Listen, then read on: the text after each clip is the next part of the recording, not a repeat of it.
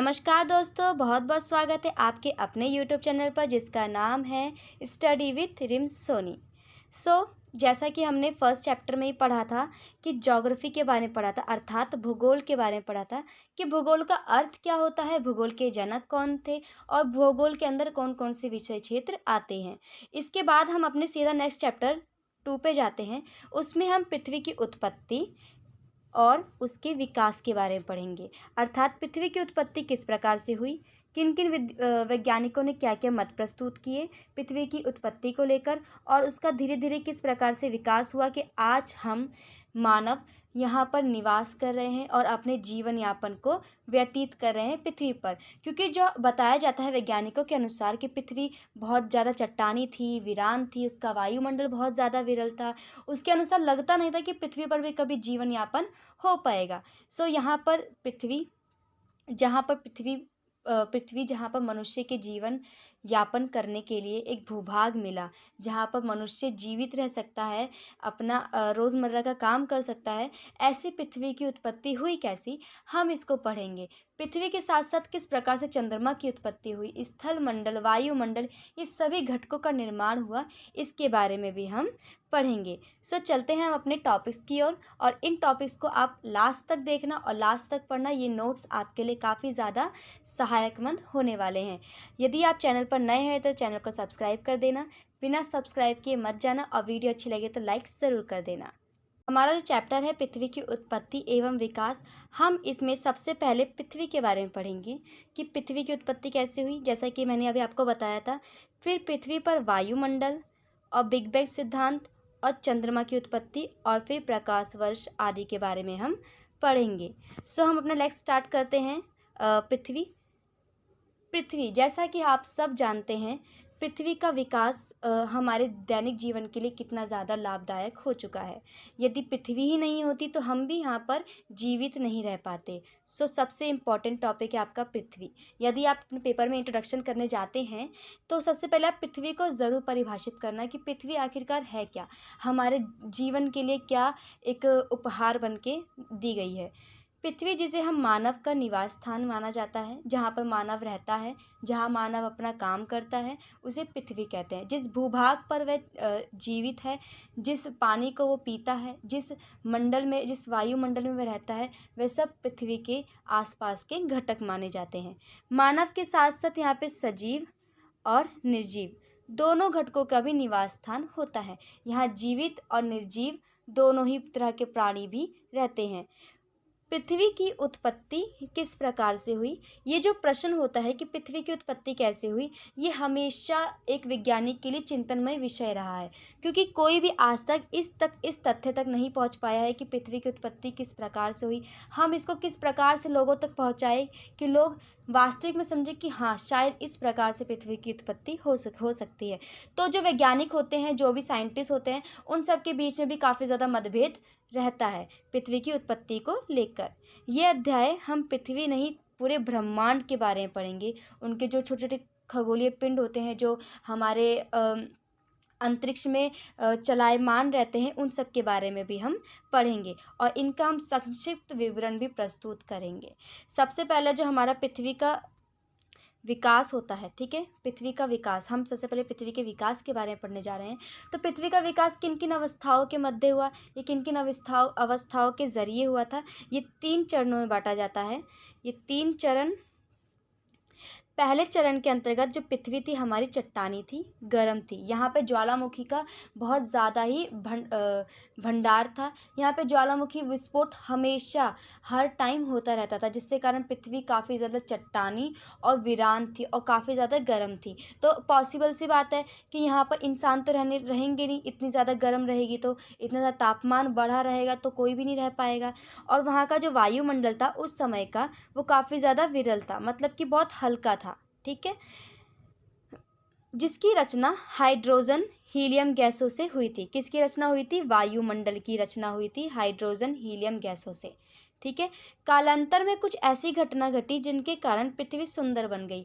माना जाता है कि पुराने समय में, प्राचीन काल में, लगभग 460 करोड़ वर्ष पहले ऐसी कोई ना कोई घटना तो घटी होगी जिसके बाद से पृथ्वी सुंदर और हरी भरी दिखने लगी है। ठीक है, यहाँ पर लोग रह रहे हैं, लोगों द्वारा पृथ्वी को सुंदर से सुंदर बनाया जा रहा है और आज पृथ्वी देखने में एक एक मतलब कि आप ऐसे समझ सकते हैं कि पृथ्वी एक तरह से हम सबको एक ईश्वरीय प्रदान करती है, एक ईश्वरीय शक्ति प्रदान करती है, इस प्रकार से वो सुंदर दिखती है।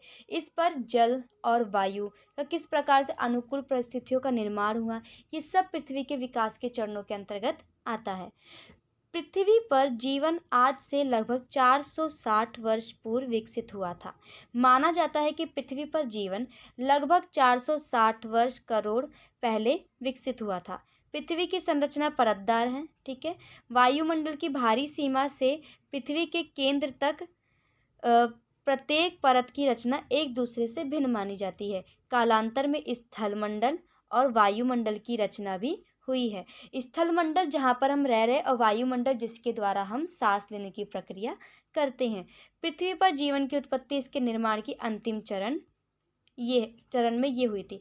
माना जाता है कि ओवरऑल कि पृथ्वी की उत्पत्ति किस प्रकार से हुई थी। माना जाता है कि 460 करोड़ वर्ष पहले पृथ्वी की उत्पत्ति हुई। वो काफ़ी ज़्यादा चट्टानी थी, गर्म थी, उसका जो वायुमंडल था काफ़ी ज़्यादा विरल था, जो कि हाइड्रोजन हीलियम गैसों के निर्माण से बना हुआ था। यहाँ पर जल की उत्पत्ति, वायु की उत्पत्ति हमारे मतलब बॉडी के हिसाब से हुई है, टेम्परेचर के हिसाब से हुई है। अब हम पढ़ते हैं पृथ्वी पर वायुमंडल का विकास। अब हमने स्थलमंडल की बात कर ली है, पृथ्वी में किस प्रकार से स्थलमंडल थी, पृथ्वी की कैसे संरचना हुई है। अब वायुमंडल की बात करें तो पृथ्वी पर वायुमंडल के विकास की भी 3 अवस्थाएं पाई गई हैं। पहली अवस्था में सौर पवन के कारण हाइड्रोजन व हीलियम पृथ्वी से दूर हो गई। यदि हाइड्रोजन और हीलियम पृथ्वी से दूर हो जाएगी तो जो वायु होगा वो हल्की थोड़ी भारी हो जाएगी, जिससे मानव सांस लेने में आसानी होगी। ठीक है, दूसरी अवस्था में पृथ्वी के ठंडे होने व विभेदन के कारण पृथ्वी के अंदर से बहुत सी गैसें व जलवाष्प बाहर निकले, जिसे जलवाष्प नाइट्रोजन, कार्बन डाइऑक्साइड, मीथेन व अमोनिया अधिक मात्रा में निकली, किंतु स्वतंत्र ऑक्सीजन बहुत कम थी। ठीक है, तीसरी अवस्था में पृथ्वी पर लगातार ज्वालामुखी विस्फोट होते रहे, जिसके कारण वाष्प एवं गैसें बढ़ रही थी। ये जलवाष्प संघनित होकर वर्षा के रूप में परिवर्तित हुई, जिससे पृथ्वी पर महासागर बने एवं उनमें जीवन विकसित हुआ। जीवन विकसित होने के पश्चात संश्लेषण की प्रक्रिया तीव्र हुई और एवं पृथ्वी वायुमंडल में ऑक्सीजन की अधिकता हुई। पहली अवस्था में बताया गया है कि आपको हाइड्रोजन हीलियम पृथ्वी से एकदम से दूर हो गए थे। ठीक है, और दूसरी अवस्था में आपको बताया गया कि पृथ्वी ज्वालामुखी से कम ठंडी हो गई थी, वहाँ पर भी ठंडा मौसम होने लगा था, टेम्परेचर कम होने लगा था। उसके बाद से सारी अनेक गैसें थी वो सब निकलती चली गई थी, जलवाष्प में निकलती चली गई थी, जिसके कारण ऑक्सीजन वापस से पृथ्वी पर आना शुरू हो गई थी। तीसरी अवस्था में आपको बताया गया है कि यहाँ पे ज्वालामुखी विस्फोट काफ़ी ज़्यादा बढ़ने लगे थे, पर धीरे धीरे उन ज्वालामुखी विस्फोट को भी कम होना शुरू हो गया था और वो तुरंत उसके बाद प्रकाश संश्लेषण की प्रक्रिया हुई, पृथ्वी पर हरियाली हरियाली छा गई। इस प्रकार से पृथ्वी पर वायुमंडल के विकास हुआ। वैज्ञानिकों के अनुसार माना जाता है कि पृथ्वी 4.6 अरब वर्ष पहले विकसित हुई थी या निर्माण हुआ था। अब आता है बिग बैंग सिद्धांत। बिग बैंग सिद्धांत जिसके अनुसार हम कह सकते हैं कि पृथ्वी की उत्पत्ति किस प्रकार से हुई है। देखो, माना जाता है कि पृथ्वी एक चट्टान थी। ठीक है, एक चट्टान थी, उस चट्टान के अंतर्गत बहुत सारे ज्वालामुखी फटते थे, उसका टेम्परेचर बहुत ज़्यादा अधिक था।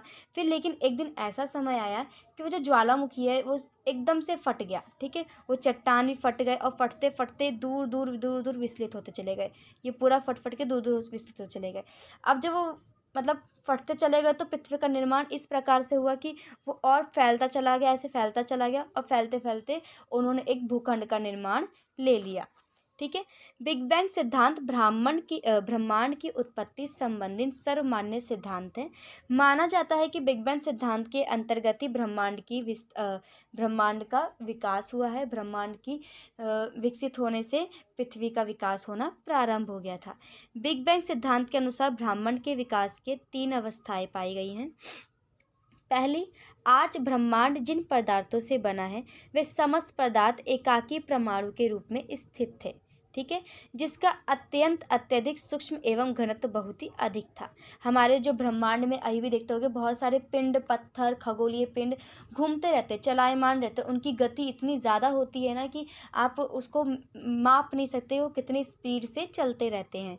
परमाणु में अत्यधिक ऊर्जा संचित हो जाने के कारण इसमें विस्फोट हुआ एवं विस्फोट के 1 सेकंड के अंदर ही ब्रह्मांड का विस्तार हो गया।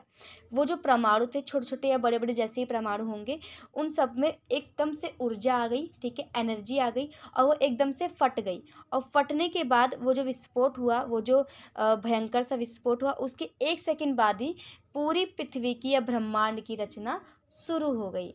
बिग बैंग से 3 लाख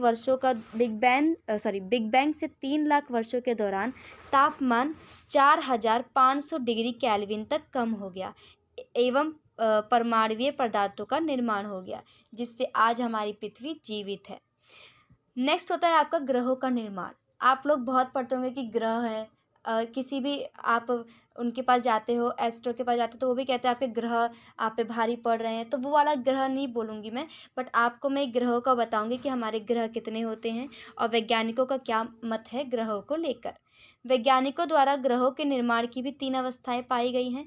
हम इसमें सबके निर्माण की प्रक्रिया ही पढ़ेंगे कि किस प्रकार से हमारी पृथ्वी का निर्माण हुआ, हमारी पृथ्वी में ब्रह्मांड का किस प्रकार से निर्माण हुआ और ग्रहों का किस प्रकार से निर्माण हुआ, फिर चंद्रमा का निर्माण किस प्रकार से हुआ।